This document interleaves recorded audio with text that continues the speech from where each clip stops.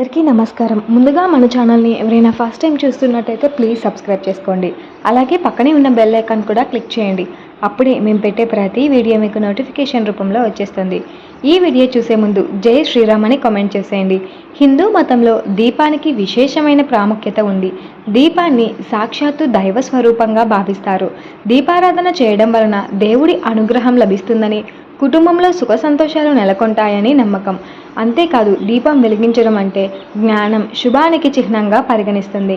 అయితే నవగ్రహాలు కలిగే నష్టాల ప్రభావాన్ని దీపం వెలిగించి తొలగించుకోవచ్చని జ్యోతిష శాస్త్రంలో నవగ్రహం అశుభ ప్రభావాలను నివారించడానికి కొన్ని నివారణలు, ఏ గ్రహానికి ఎలాంటి దీపాన్ని వెలిగించాలో ఇప్పుడు మనం తెలుసుకుందాం. జ్యోతిష శాస్త్రంలో నవగ్రహాలకు విశేషమైన ప్రాముఖ్యత ఉంది.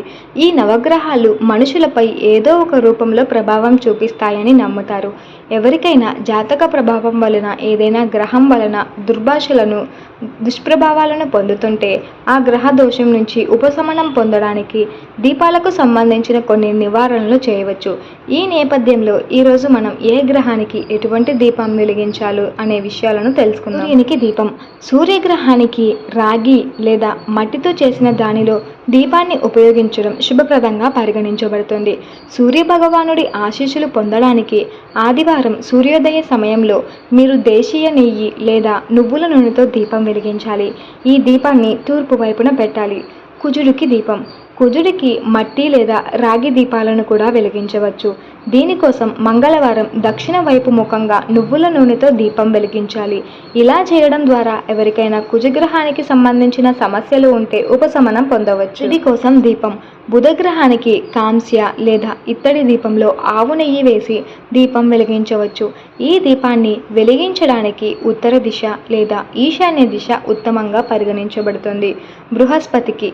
గురువు లేదా బృహస్పతి గ్రహానికి ఆ గ్రహ దోషం తొలగించడానికి, శుభ ఫలితాలను పొందడానికి ఆవు నెయ్యి వేసి ఇత్తడి దీపాన్ని వెలిగించాలి. దీనితో పాటు ఈశాన్య దిశ ఈ దీపాన్ని వెలిగించడానికి ఉత్తమమైనదిగా పరిగణించబడుతుంది. శుక్రుడి కోసం. శుక్రుడి అనుగ్రహం కోసం వెండి లేదా మట్టితో చేసిన దీపాన్ని వెలిగించవచ్చు. దీనికోసం నెయ్యి లేదా తెల్ల నూనెను ఉపయోగించాలి. ఈ దీపాన్ని వెలిగించడానికి తూర్పు దిశ ఉత్తమంగా పరిగణించబడుతుంది. చంద్రుడికి దీపం. చంద్రదోష నివారణ కోసం సోమవారం రాత్రి లేదా చంద్రోదయ సమయంలో దీపం వెలిగించవచ్చు. దీపంలో కర్పూరం లేదా నెయ్యి వేసి పశ్చిమ దిశగా ఉంచాలి. ఇలా చేయడం ద్వారా మానసిక ప్రశాంతత లభిస్తుంది. భావోద్వేగ సమతుల్యతను అనుభవిస్తాడు. శనీశ్వరుడికి దీపం. శనిదేవుని ఆశీర్వాదం పొందడానికి శనివారం నల్ల మట్టి లేదా ఇనుముతో చేసిన దీపంలో దీపాన్ని వెలిగించవచ్చు.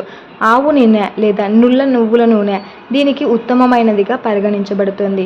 ఈ దీపాన్ని రావి చెట్టు కింద లేదా ఇంటి నైరుతి మూలలో ఉంచాలి. రాహువుకి దీపం.